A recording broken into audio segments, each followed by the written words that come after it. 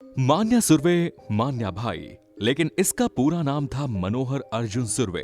एक समय में अंडरवर्ल्ड की दुनिया में इतने इतने तेजी से दौड़ना शुरू किया कि डॉन की रेस में इसने पुराने दिग्गजों के साथ साथ नए कॉम्पिटिटर को भी हिलाकर रख दिया। इतना ही नहीं, वो मुंबई पुलिस जो कभी अंडरवर्ल्ड में काम करने वाले लोगों के लिए एक सॉफ्ट कॉर्नर रखा करती थी, वो सीधे सीधे एनकाउंटर की रणनीति को अपनाने के लिए मजबूर हो गई। शूट आउट एट वडाला ने जहां मुंबई पुलिस के लिए क्राइम की दुनिया से लड़ने का एक नया रास्ता तैयार कर दिया था, वहीं अंडरवर्ल्ड में खुद को शहंशाह समझने वाले अपराधियों की उल्टी गिनती भी शुरू कर दी थी। कैसे हुआ था ये शूट आउट? आखिर मान्या सुर्वे ने ऐसा क्या कर दिया कि मुंबई पुलिस को खतरनाक रास्ता अपनाना पड़ा? आइए जानते हैं आज के वीडियो में, लेकिन पूरी कहानी जानने के लिए आखिर तक हमारा साथ निभाइए। वो दिन 11 जनवरी का था। साल था 1982। दोपहर के 1:30 बज रहे थे। यूं तो मुंबई अपनी जानी पहचानी रफ्तार पर थी, लेकिन अचानक आग उगलती पुलिस की बंदूकों ने मुंबई की दहशत बन चुके एक नौजवान को हमेशा के लिए मौत की नींद सुला दिया। थोड़ी देर के लिए मुंबई की रफ्तार भी धीमी पड़ गई, क्योंकि अब मुंबई की रफ्तार तो बढ़ जाती, लेकिन उसकी दिशा बदलने वाली थी। थोड़ी देर के लिए पसारे सन्नाटे ने एक नए कोलाहल को जन्म दे दिया। मुंबई पुलिस ऑन रिकॉर्ड अपना पहला एनकाउंटर कर चुकी थी और उसका पहला शिकार था भार्गव सुर्वे उर्फ भार्गव दादा का चेला मान्या सुर्वे। हमारे जिन साथियों ने अभी तक चैनल को सब्सक्राइब नहीं किया है, जल्दी से चैनल को सब्सक्राइब कर दीजिए। दोस्तों, 1950 से 1970 के बीच के 2 दशक मुंबई अंडरवर्ल्ड में ऑर्गेनाइज्ड क्राइम के थे, जहां अपराध इतने शांतिप्रिय तरीके से होता था जैसे कि वो सिस्टम का एक अहम हिस्सा बन गया हो। और पूरी मुंबई में खेलने वाले 3 नाम थे: हाजी मस्तान, वरदराजन मुदलियार उर्फ वर्दा भाई और करीम लाला। करीम लाला की गैंग को पठान जैन के नाम से भी जाना जाता था। इसमें कोई शक नहीं कि मुंबई में इन तीनों का खौफ तो कायम था, पर ये तीनों आपस में तालमेल बिठाकर बड़े ही शांतिपूर्ण तरीके से काम करते थे। फिर वो विदेशी सामान की स्मगलिंग हो, जुए सट्टे का धंधा हो, अवैध शराब का धंधा हो, या फिर धमकी देकर लोगों से पैसे ऐंठना हो, यहाँ ये बताने की जरूरत नहीं कि मुंबई पुलिस भी इस व्यवस्था का अहम हिस्सा थी। लेकिन कहते हैं ना कि पाप का घड़ा जब भर जाता है तो छलक कर फूटता जरूर है। 70 के बाद दशक में मुंबई के इन तीनों शीर्ष अपराधियों को 2 उभरते हुए अपराधियों ने चुनौती देनी शुरू की। ये 2 अपराधी थे साबिर कास्कर और उसका छोटा भाई दाऊद इब्राहिम कास्कर। इन दोनों भाइयों ने कभी जिस पठान गैंग में रहकर अपराध के छक्के पंजे सीखे थे, अब अपना छोटा मोटा गैंग बनाकर ये उसी पठान गैंग को अपने पैंतरे दिखा रहे थे। धीरे धीरे पठान गैंग और खासकर भाइयों के बीच ये दुश्मनी खूनी गैंगवार में बदलने लगी। शांतिपूर्ण चल रही मुंबई में खूनी दहशत का नया अध्याय लिखा जाने लगा।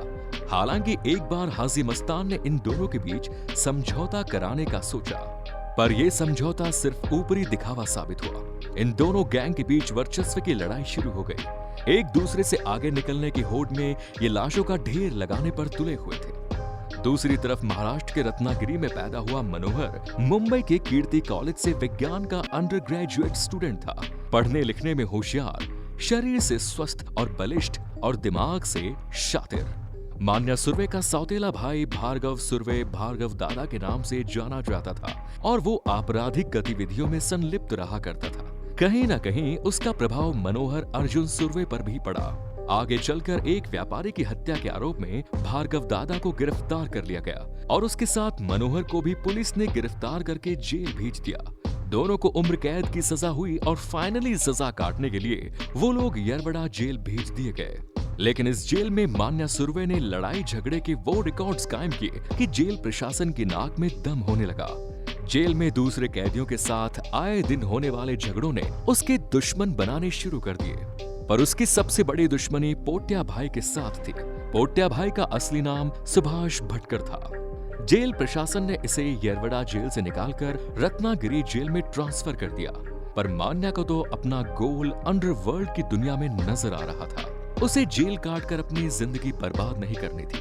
रत्नागिरी जेल में आकर उसने भूख हड़ताल शुरू की, जिससे उसका वजन तेजी से कम हुआ। उसकी खराब होती तबीयत ने जेल के अधिकारियों को भी सोचने पर मजबूर कर दिया और उसे हॉस्पिटलाइज्ड कर दिया। लेकिन मौका पाकर 14 नवंबर 1989 को वो हॉस्पिटल से फरार हो गया। 9 सालों तक जेल की सजा काटने के बाद मुंबई अंडरवर्ल्ड में मान्या अपने पैर जमाने की कोशिश करने लगा। उसने अंडरवर्ल्ड के हर गैंग में एंट्री मारने की कोशिश की, मगर किसी ने भी उसे अपने गैंग में जगह नहीं दी। कहते हैं कि इसकी वजह उसका हिंदू होना था। इसके बाद उसने अपने 10 से 12 साथी के साथ भरोसा किया और अपना ही गैंग चलाने लगा। उसके सबसे भरोसेमंद साथियों में शेख मुनीर खान और बाजीराव बाजिया पाटिल था। 5 अप्रैल 1980 को मान्या ने एक बैंक में डाका डाला और इसके लिए उसने चोरी की एम्बेसडर कार का इस्तेमाल किया। ये मान्या का पहला क्राइम था। इसके बाद इसके कारनामे और भी खतरनाक होते चले गए। 30 अप्रैल 1980 को मान्या ने 2 पुलिस वालों को स्टैप किया। इसके बाद बैंक रॉबरी, एक्सटॉर्शन, मर्डर जैसे खतरनाक अपराधों की लिस्ट बनती चली गई। वो अंडरवर्ल्ड में भी डर का एक नाम बन गया। ये कह सकते हैं कि आने वाले 2 सालों तक मुंबई अंडरवर्ल्ड मान्या सुर्वे के नाम से रहा। उसे ना सुनने की आदत नहीं थी, फिर चाहे वो अपने दोस्त ही क्यों न हो। मान्या ने वापी पाटिल और अशोक मस्तकार से पैसों की डिमांड की, लेकिन उन्होंने पैसे देने से मना कर दिया। इसके बाद मान्या ने उन्हें बड़ी ही बेरहमी से सजा दी। साल 1987 की वो एक शाम थी जब माहिम के एक जिम में मान्या सुर्वे अपने कसरती बदन पर टाइट टी-शर्ट पहनकर आया। हर कोई उसे ही देख रहा था, पर वो जिसे देख रहा था वो उसे बड़ी जल्द ही मिल गया। मान्या उसके पास गया, उसकी आंखों में आंखें डाली और जेब से रिवॉल्वर निकालकर उसके दोनों पैरों में 2 गोलियां मारी और चुपचाप वहां से चला गया। अब बारी अशोक मस्तकार की थी। मान्या और उसका साथी शेख मुनीर जबरदस्ती अशोक के घर में घुसे और अशोक की बेटी को चाकू की नोक पर लेकर उसके सामने ही अशोक मस्तकार की बुरी तरह पिटाई की। फिर जाते जाते मान्या ने अशोक के चेहरे पर एसिड डाल दिया, जिससे उसका चेहरा ही पिघल गया। मान्या सुर्वे हमेशा अपने साथ एक चापर, एक पिस्टल, एक एसिड की बोतल और हैंड ग्रेनेड का झोला रखता था। पुलिस के प्रति मान्या के मन में विशेष गुस्सा था। मुंबई पुलिस के इंस्पेक्टर ES दाभोलकर ने मान्या सुर्वे को अरेस्ट किया, लेकिन मान्या सुर्वे ने उनकी हालत पूरी तरह खराब कर दी। मान्या जब जेल से छूटकर आया तो वो ES दाभोलकर के घर पहुंचा और उनकी फैमिली को धमकी दी कि वो उन्हें जान से मार देगा। इसके बाद मान्या हमेशा उन्हें फोन पर धमकी दिया करता था। मान्या की धमकी से दाभोलकर इतना ज्यादा डर गया कि वो रिटायरमेंट के बाद अपना हुलिया भी बदल बैठे। इसके बाद मान्या पर पठान गैंग की नजर पड़ी और उन्होंने दाऊद इब्राहिम के भाई साबिर कास्कर को मारने के लिए मान्या को सुपारी दी। मान्या को भी लगा कि साबिर कास्कर को मारने के बाद अंडरवर्ल्ड में उसका नाम हो जाएगा और दाऊद इब्राहिम गैंग का सफाया करने के बाद वो मुंबई का डॉन बन जाएगा। एक शाम साबिर अपनी गर्लफ्रेंड चित्र के साथ रंगरलियां मनाने के बाद लॉन्ग ड्राइव पर निकल गया, पर उसने नोटिस किया कि फूलों से सजी एक कार उसकी गाड़ी को फॉलो कर रही है। कार में मान्या सुर्वे के साथ मंसूर खान, अमीरजादा आलम, जेब के अलावा और भी दूसरे लोग थे। इनके पास revolver, double barrel assault gun और चॉपर थे। आगे चलकर एक पेट्रोल पंप पर जैसे ही साबिर ने अपनी गाड़ी रोकी, उसके पीछे चल रही एम्बेसडर भी काफी झटके के साथ रुकी और उसके भीतर से लोग उतरे और साबिर कास्कर पर गोलियां बरसाना शुरू की। ऑटोप्सी में साबिर के शरीर से 9 गोलियां और कार से 19 गोलियां बरामद हुई। गोलियां लगने के बाद भी साबिर की कलाई की नस काट दी गई ताकि खून बह जाए और बचने की कोई संभावना न रहे। इस घटना ने मुंबई अंडरवर्ल्ड की दिशा को बदल दिया। एक दिन पुलिस को मान्या सुर्वे की इंफॉर्मेशन मिली। 11 जनवरी को मान्या सुर्वे अंबेडकर कॉलेज जाने वाला था, जहां उसकी गर्लफ्रेंड थी। वहां वो उसकी गर्लफ्रेंड को लेके उसके साथ मौज मस्ती करने के लिए निकल जाने वाला था। पुलिस ने 10 तारीख को पूरी प्लानिंग बनाई और 11 तारीख को दोपहर में क्राइम ब्रांच के 15 ऑफिसर को लेकर मान्या के घर के लिए निकल गई। मान्या के आने से पहले ही सादी वर्दी में पुलिस वाले अंबेडकर कॉलेज के बाहर अपनी पोजीशन ले चुके थे। इनमें इंस्पेक्टर इसाक बागवान, सीनियर इंस्पेक्टर YD भिड़े, राजा तांबड़ लेट। और जैसे ही मान्या सुर्वे टैक्सी लेकर अंबेडकर कॉलेज के सामने आया, वो टैक्सी से उतरा, लेकिन उसे एहसास हो गया कि वो फंस गया है। पुलिस ने उसे सरेंडर करने के लिए कहा, पर उसने पुलिस पर गोली चला दी।